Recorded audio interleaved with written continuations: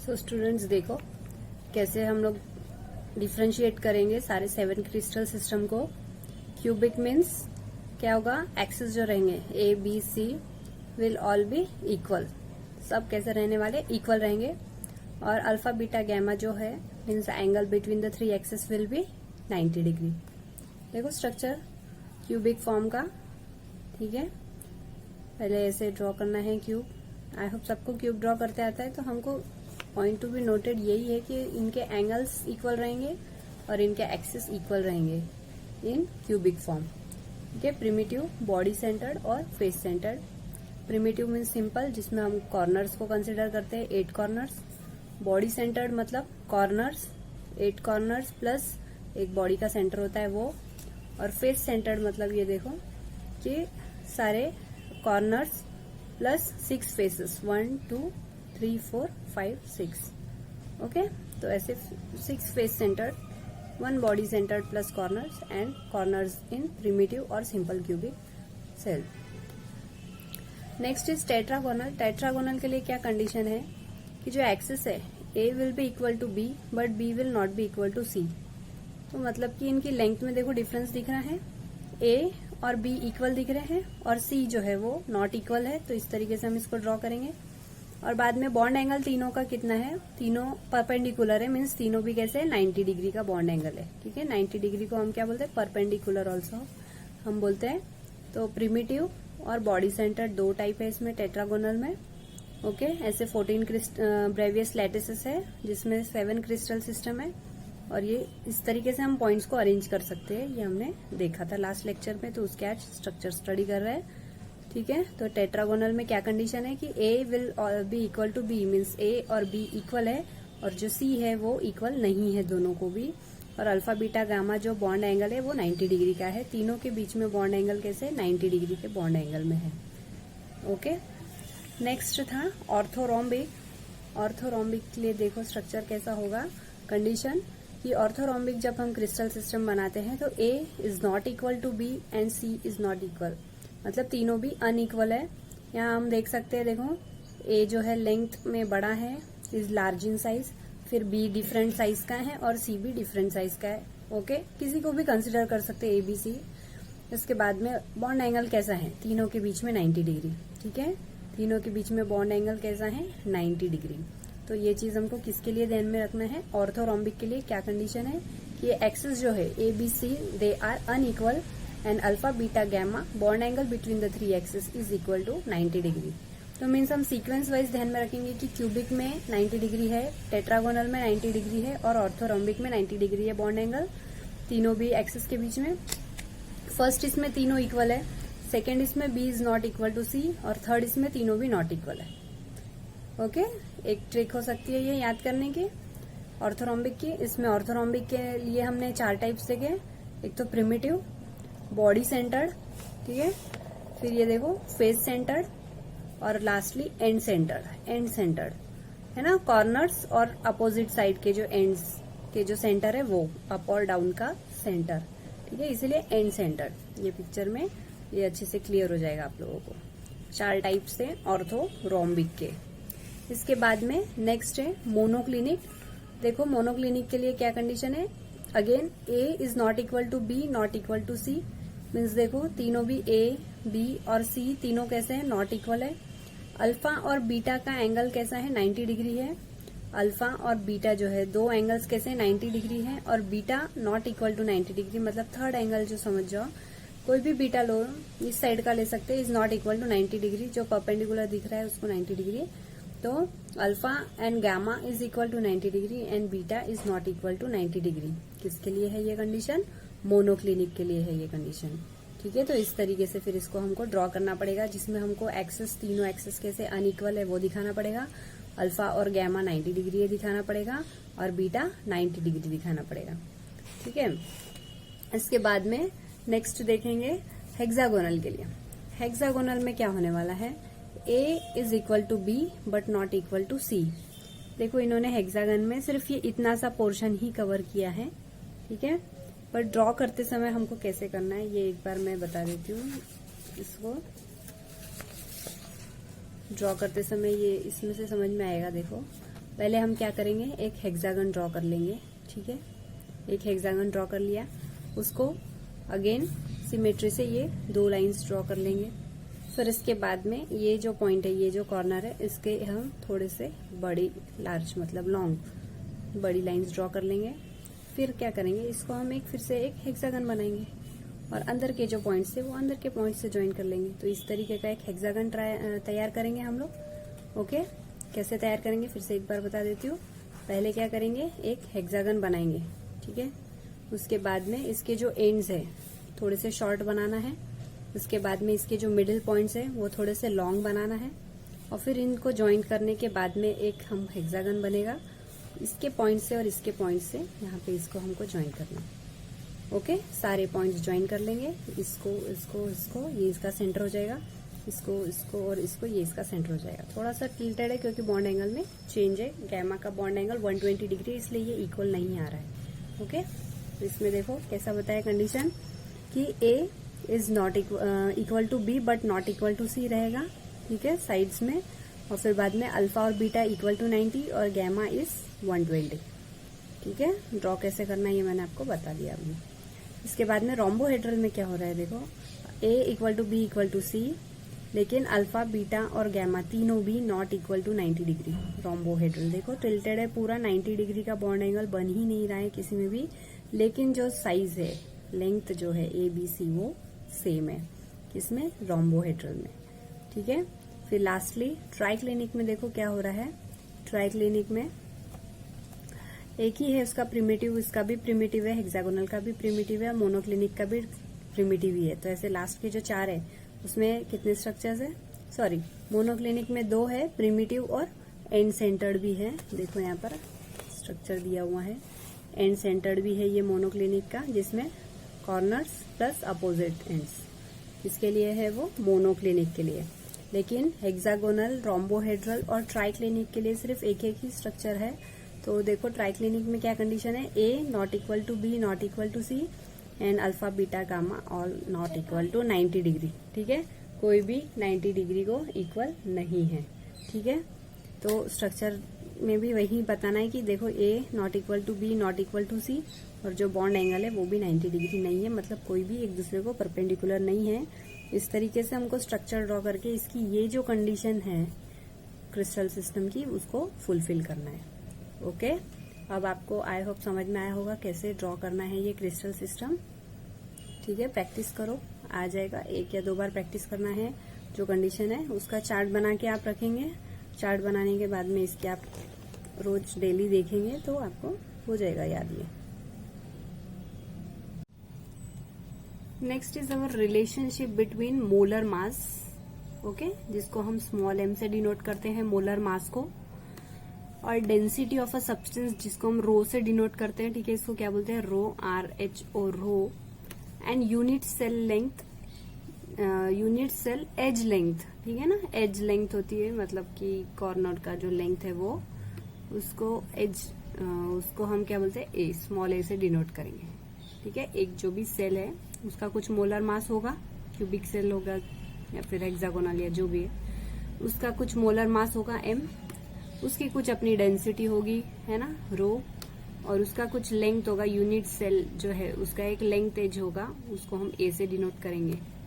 Okay, तो यहाँ हम स्टडी कर रहे हैं मेन क्यूब की, तो edge length of a cubic unit cell is given by A. ठीक है, एक साइड का अगर हम लेंथ बोले तो उसको हमने किससे डिनोट किया है, ए से, लेंथ को। इसके बाद में वॉल्यूम जब हम बात करते हैं तो वॉल्यूम ऑफ अ क्यूब कितना रहता है, अगर हम एल से बोलते हैं तो एल क्यूब बोलते हैं लेंथ को, यहाँ हमने ए से डिनोट किया है तो हम उसको क्या बोलेंगे, ए क्यूब। ठीक है, volume of a unit, cubic unit cell बोल सकते हैं इसको यहाँ पर हम, क्यूबिक, क्योंकि क्यूब स्टडी कर रहे हैं। Volume of a cubic unit cell is a cube. Okay, ये फॉर्मूला आप लोगों ने पढ़ रखा होगा शायद से कि volume of cube is a cube. Okay, next चीज देखना है मास से रिलेटेड, मोलर मास आया था तो, if mass of one particle is small m and there are n particles, है ना, n particles per unit cell, बहुत सारे मॉलिक्यूल्स होंगे उसमें, तो उन सबका मास हम देखेंगे। तो उसके लिए देखने के लिए क्या करना है, mass of unit cell equal to small m into n। मतलब मोलर मास इंटू n। ठीक है, this is our equation number 1। Okay, if mass of one particle is m then there are n particles per unit cell, तो उसको हम क्या बोलेंगे, mass of unit cell किससे calculate होगा, m इंटू n, मतलब n नंबर ऑफ मॉलिक्यूल्स का mass देखने वाले हैं, पार्टिकल्स का मास देखने वाले हैं। इसके बाद में this will be our equation number 1। फिर हम डेंसिटी देखेंगे। अगर कोई सॉलिड चीज है तो उसका मास होता है, उसका डेंसिटी होती है। सबको मालूम है density is equal to mass upon volume. Unit cell का पढ़ रहे हैं इसलिए mass of unit cell upon volume of unit cell. Mass का अभी हमने फॉर्मूला डिनोट किया m इंटू n, और वॉल्यूम ऑफ यूनिट सेल भी हमने डिनोट किया a क्यूब, क्योंकि क्यूब पढ़ रहे हैं इसलिए a क्यूब है उसका वॉल्यूम ऑफ यूनिट सेल। इसको जब हम देखेंगे, molar mass of substance is given bye, ठीक है, molar mass of substance capital M is given by mass of one particle into number of particles पर मोल, है ना। हर चीज को हम मोल के फॉर्म में डिनोट करते हैं, सबसे नंबर ऑफ पार्टिकल्स पर मोल। तो नंबर ऑफ पार्टिकल्स पर मोल डिनोट करने के लिए साइंटिस्ट ने क्या डिस्कवर किया है, Na, है ना। उसको हम किससे डिनोट करते हैं, Na is nothing but your Avogadro number, बराबर है, सुन रखा है आप लोगों ने, Avogadro number. Number of particle पर मोल जब हम कैलकुलेट करते हैं तो हम उसको Na से डिनोट करते हैं, उसको हम क्या बोलते हैं, एवोगैड्रो नंबर, जिसकी वैल्यू कितनी होती है, सबको पता होगी शायद से, 6.022 इंटू 10⁻23 एटम्स पर मोल, है ना, ये उसकी वैल्यू होती है। वैसे गिवन रहेगी क्वेश्चन में, बट इन केस अगर नहीं है तो 6.022 इंटू 10⁻23 एटम्स पर मोल। तो देखो क्या फॉर्मूला बन गया, molar mass equal to small m मतलब mass of unit cell into Na। तो therefore mass of unit cell equal to हम क्या कर सकते हैं, इसको कन्वर्ट करेंगे कैपिटल M मतलब मोलर मास अपॉन Na, है ना। इसको अगर हमने यहाँ भेजा तो ये इसके डिनोमिनेटर में चला जाएगा, तो स्मॉल m की वैल्यू क्या हो जाएगी, small m equal to capital M upon Na। This is our equation number 2। Okay, now combining equation 2 and 3। 2 equation क्या था हमारा, 2 इक्वेशन था कि rho equal to small m into n upon a cube, है ना। ये इक्वेशन था हमारा सेकेंड नंबर का। इसमें हमने कौन सा इक्वेशन डाला है, थर्ड वाला, क्यों, क्योंकि हमारे पास किसकी वैल्यू आ गई है, स्मॉल m की वैल्यू आ गई है, मास ऑफ यूनिट सेल आ गया है, उसकी वैल्यू क्या है, कैपिटल M अपॉन Na। यही वैल्यू अपन ने इस इक्वेशन में डाली है, n को वैसे की वैसे ही रखा, a क्यूब को वैसे की वैसे ही, सिर्फ ये इक्वेशन नंबर थर्ड वाली वैल्यू इसमें पुट करिए तो m upon Na। So this is the value of density, ठीक है। डेंसिटी ऑफ अ सब्सटेंस कैसे कैलकुलेट करेंगे, small n into capital M is molar mass of a substance upon Na मतलब number of particles पर मोल। देखो question जब पूछेंगे तो इनमें से कोई भी 4 वैल्यू गिवन रहेंगी और 5th वैल्यू हमको निकालनी पड़ेगी। कभी डेंसिटी पूछा तो n गिवन रहेगा, m गिवन रहेगा, a गिवन रहेगा, और Na तो पता ही है कांस्टेंट है 6.022 इंटू 10⁻23 एटम्स पर मोल। इसके लिए जो एक प्रॉब्लम दिया हुआ है वो ले लेंगे हम। तो इस न्यूमेरिकल में हम देख सकते हैं, when gold crystallises it form face centred cubic cells, है ना। फेस सेंटर्ड क्यूबिक सेल्स में नंबर ऑफ एटम कैसे कैलकुलेट करते हैं, 6 फेसेस होते हैं तो उसका हाफ हो जाएगा 3 + 1 एक जो कॉर्नर का कॉन्ट्रीब्यूट होता है, तो मतलब n की वैल्यू कितनी हो जाएगी यहाँ पे 4 एटम्स फॉर FCC जो गिवन है वो उसका इम्पोर्टेंस यही है। The unit cell edge length is 408 picometre, इसको हम कन्वर्ट करेंगे मीटर में 10⁻−12 मीटर, और सेंटीमीटर में 10⁻−8 सेंटीमीटर।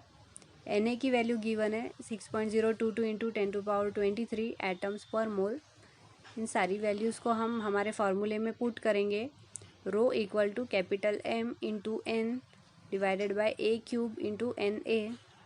सारी वैल्यूज़ पुट करने के बाद में, क्यूब निकालने के बाद में, देखो जो कॉमन आउट वाला यूनिट है वो कैंसिल हो रहा है, और उसके बाद में आंसर आ रहा है 19.27 ग्राम पर सेंटीमीटर क्यूब, जिसको हम बाद में किलोग्राम पर मीटर क्यूब में इंटू 10⁻³ करके कन्वर्ट कर सकते हैं, ठीक है।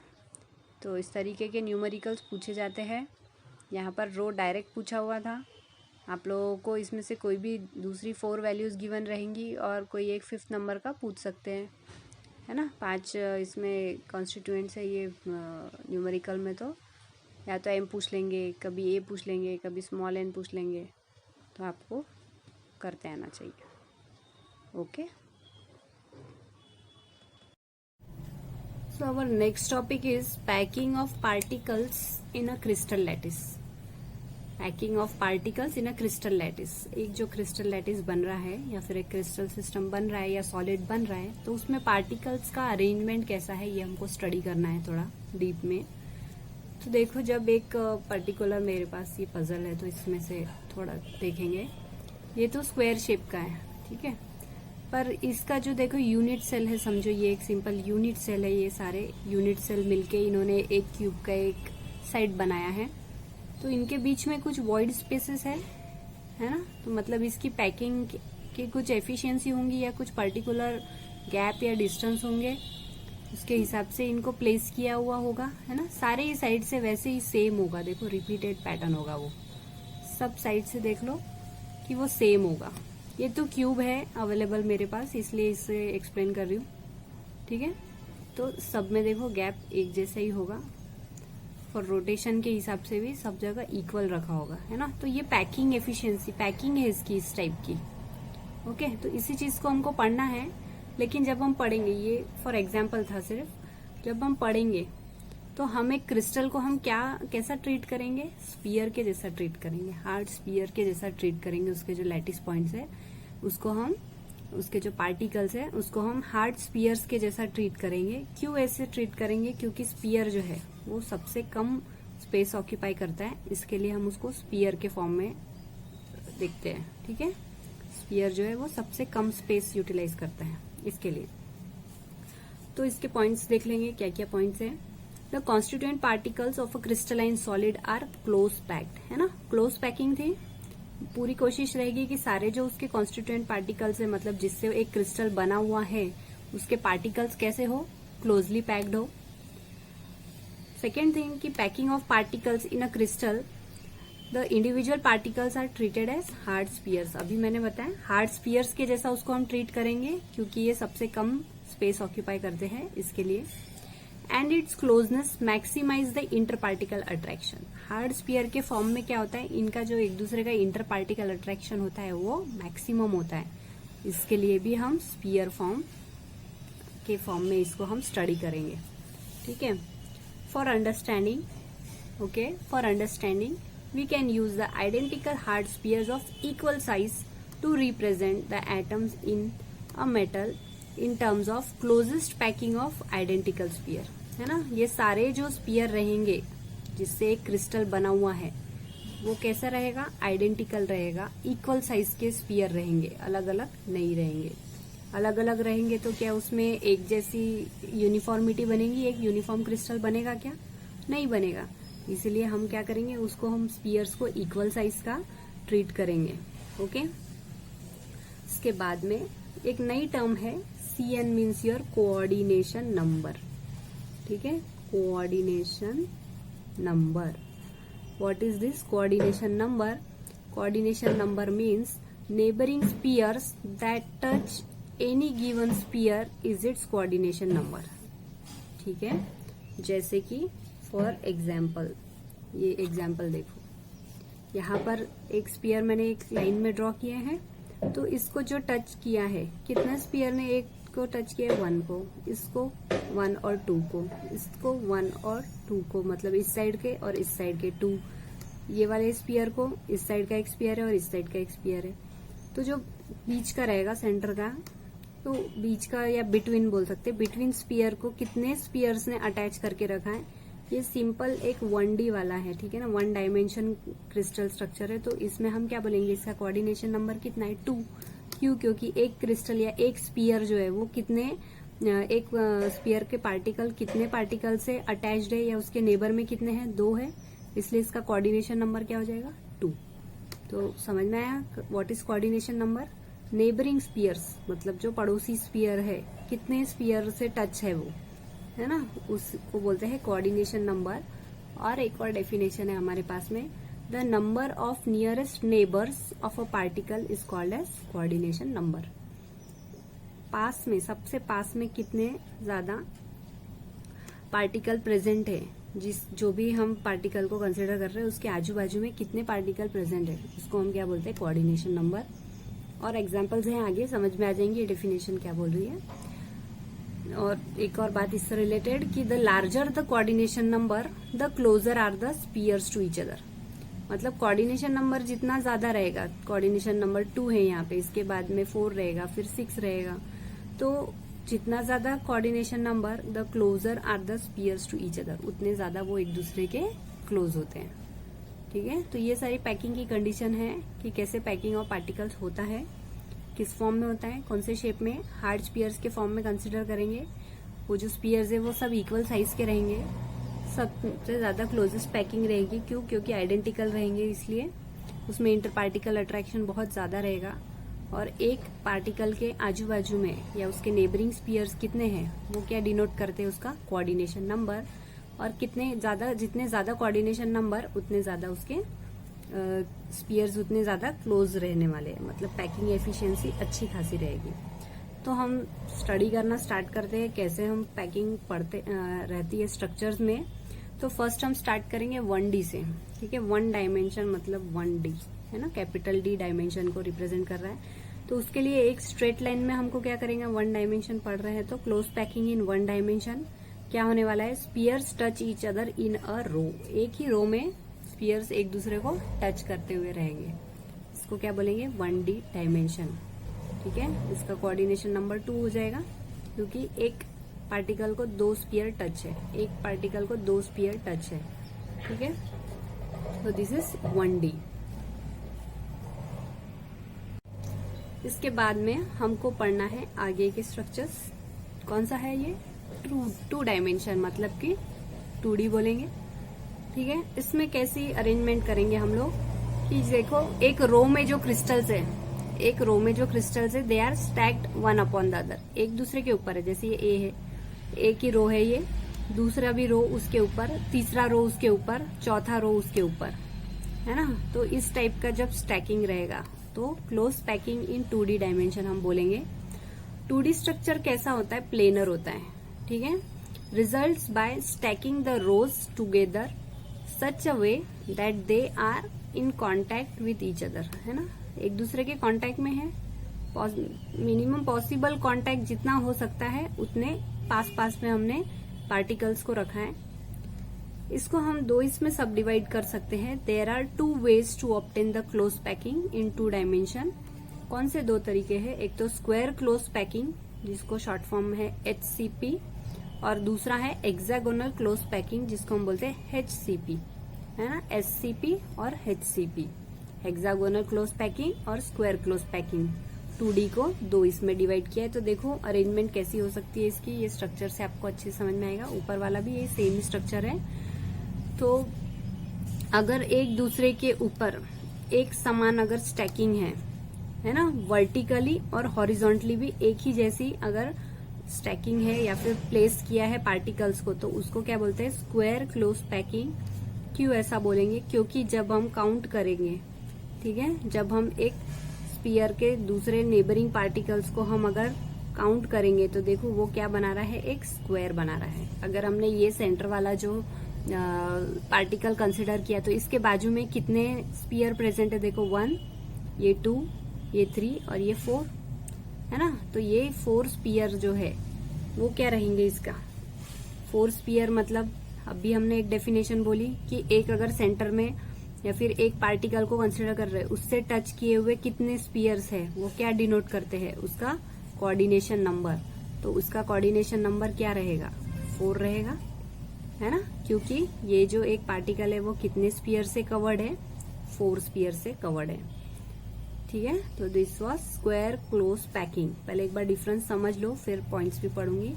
इसके बाद में नेक्स्ट है हेक्सागोनल क्लोज पैकिंग। नाम से ही समझ में आ रहा है हेक्सागन फॉर्म होगा, पर इसमें स्टैकिंग कैसी होती है, देखो एक तो सिंपल रो है, पर सेकेंड रो में क्या किया है, इसके डिप्रेशंस जो है उसके अंदर स्पीयर्स की स्टैकिंग करी है। यहाँ पर भी थर्ड रो सेम है ए के जैसा ही, लेकिन फोर्थ रो भी उसके डिप्रेशंस में हमने स्पीयर को स्टैक किया हुआ है। ओके, तो इस टाइप की जब अरेंजमेंट रहती है तो उसको देखो, फर्स्ट रो एक ए ही है, सेकेंड रो बी है, मतलब कि पैटर्न चेंज हो गया है क्योंकि डिप्रेशन में हमने उसको फिक्स किया है। थर्ड वाला जो है वो ए के समान ही है, इसलिए हमने उसको फिर से ए रिपीट किया है। यहाँ पर फिर से डिप्रेशन में हमने ये रो को डाला है, फिक्स किया है, तो उसको हम बी बोलेंगे। तो ये कौन सा टाइप हो गया? A B type of structure बोलेंगे। ठीक है, ए बी टाइप। यहाँ पर क्या था? सब सेम था, एक ही जैसा था। हॉरिजॉन्टल और वर्टिकल हम देखेंगे तो जो पार्टिकल्स है वो एक समान प्लेस्ड है, तो इसको क्या बोलेंगे? ए। एक और ऐसी लाइन बना सकते हैं, रो बना सकते हैं एक और, तो उसको हम क्या बोलेंगे? A type. और ये किसको, इसको क्या बोलेंगे? A B type. ठीक है, क्योंकि इसके डिप्रेशंस में हमने इसको पुट किया तो इसका रो का अरेंजमेंट चेंज हो गया, और ये वाली रो तो सिंपल जैसे पहला था वैसा वाला रो है। अब देखेंगे कैसा आएगा कोऑर्डिनेशन नंबर। अगर एक स्पीयर कोई भी कंसिडर करो, समझो ये कर रहे हैं हम, तो ये कितने स्पीयर से अटैच है? देखो 1 2 3 4 5 एंड 6 है ना। ये लाइन हम ज्वाइन कर देंगे, तो ऐसे 6 स्पीयर से ये अटैच्ड है। 1 2 3 4 5 6। ये वाला एक पार्टिकल कितने स्पीयर्स को टच कर सकता है? 6 स्पीयर्स को टच कर सकता है, इसलिए इसका कोऑर्डिनेशन नंबर क्या हो जाएगा? 6। तो आई होप यहाँ पे कोऑर्डिनेशन नंबर समझ में आ गया है आप लोगों को। एक बार इसके डिफरेंशिएटिंग पॉइंट्स देख लेंगे क्या क्या है दोनों के। इसमें क्या होता है? स्क्वायर क्लोज पैकिंग में spheres are stacked over each other such that spheres align vertically and horizontally. ठीक है, वर्टिकली और हॉरिजॉन्टली एक समान प्लेस किया हुआ है। Here there are depressions between the neighbouring spheres, है ना। जो डिप्रेशंस है उसमें हमने स्पीयर्स को फिक्स किया है। नेबरिंग मतलब बाजू के स्पीयर्स को उनको फिक्स किया है, अरेंज किया है। इसमें फर्स्ट रो इज ए। अगर ये फर्स्ट रो अगर हमने ए बोला है तो सेकेंड रो भी ए ही रहने वाली है। Hence A type of 2 dimensional arrangement is obtain, है ना। इसीलिए हमको ए टाइप का अरेंजमेंट हमको मिला है इस 2D में। इसमें क्या हुआ है? First row is A, then second row is B, as it is fit in the depressions of first row. तो रिपीटेड है ना, ऐसा रिपीट हुआ है। फर्स्ट ए है, सेकेंड बी है, फिर ए है, फिर बी है, ऐसा रिपीटेड स्ट्रक्चर हुआ है, तो हमने इसको कौन सा टाइप बोला है? A B type. ठीक है, फिर से कोऑर्डिनेशन नंबर की 2D जो है वो कोऑर्डिनेशन नंबर 4 है उसका। As square is obtain by joining the centres of this 4 closest neighbours, है ना। 4 आजू बाजू में स्पीयर्स प्रेजेंट थे एक पार्टिकल के, या 4 पार्टिकल प्रेजेंट थे एक पार्टिकल के क्लोजेस्ट नेबरिंग स्पीयर्स में, इसलिए उसका कोऑर्डिनेशन नंबर कितना हो गया? 4। और यहाँ पे 2D में इसका जो 2 डायमेंशनल स्ट्रक्चर है इसमें coordination number is 6, as the hexagon is obtain between by joining the centres of 6 closest spheres. Okay, एक और पॉइंट्स है इसमें एक्स्ट्रा के कि यहाँ पर क्या हुआ है? Free space is less than SCP making it more efficient packing. अभी इसके पहले हमने भी बोला था कि अगर कोऑर्डिनेशन नंबर बढ़ जाता है तो उसमें फ्री स्पेस कम हो जाती है और उसकी पैकिंग एफिशिएंसी बढ़ जाती है। तो एचसीपी में क्या होगा? देखो गैप से दिखेगा भी कि यहाँ पे ये जो गैप दिख रही है लार्ज है ये गैप, और यहाँ पे इनके बीच की जो गैप है देखो, ये जो ट्रायंगल्स फॉर्म हुए हैं अपेक्स की साइड में, कुछ ट्रायंगल नीचे फॉर्म हुए, कुछ ट्रायंगल इनका अपेक्स जो है वो ऊपर गया है, मतलब पॉइंट कोई डाउनवर्ड है, कोई अपवर्ड है, कोई अपवर्ड है, कोई ऊपर वाली लाइन का कोई डाउनवर्ड है। तो इनके बीच में की गैप कैसी हो गई? या फिर वॉइड स्पेसेस बोलते हैं हम इसको, ब्लैंक स्पेसेस या वॉइड स्पेसेस, वो कैसी हो गई? कम हो गई है। मतलब पैकिंग एफिशिएंसी इसकी ज्यादा रहेगी कंपेयर टू ये। ठीक है, फिर बाद में दिस फ्री स्पेसेस, ठीक है, दिस फ्री स्पेसेस और वॉइड्स, ये जो हमने वॉइड्स अभी देखे इसके, वो कैसे शेप के हैं? They are triangular in shape and are of 2 types, है ना, अपेक्स अपवर्ड्स एंड डाउनवर्ड्स। इस टाइप की देखे हमने फ्री स्पेसेस या वॉइड्स। एचसीपी में छोटे छोटे ट्रायंगल बने हुए हैं, कुछ का अपेक्स अपवर्ड डायरेक्शन में और कुछ का डाउनवर्ड डायरेक्शन में है। एक बार फिर से दिखा देती हूँ स्ट्रक्चर से। ये देखो यहाँ पर ये जो ट्राइंगल बना हुआ है ये डाउनवर्ड अपेक्स है, इसका अपवर्ड अपेक्स है, इसका डाउनवर्ड है, इसका अपवर्ड है। तो ये जो है वॉइड स्पेसेस जो है वो कम भी हो गई है इन हेक्सागोनल क्लोज पैकिंग, और अपवर्ड अपेक्स और डाउनवर्ड अपेक्स फॉर्म हुआ है। ओके, तो this was about 2 dimensional structure. इसके बाद में हम देखेंगे 3 डायमेंशनल स्ट्रक्चर्स।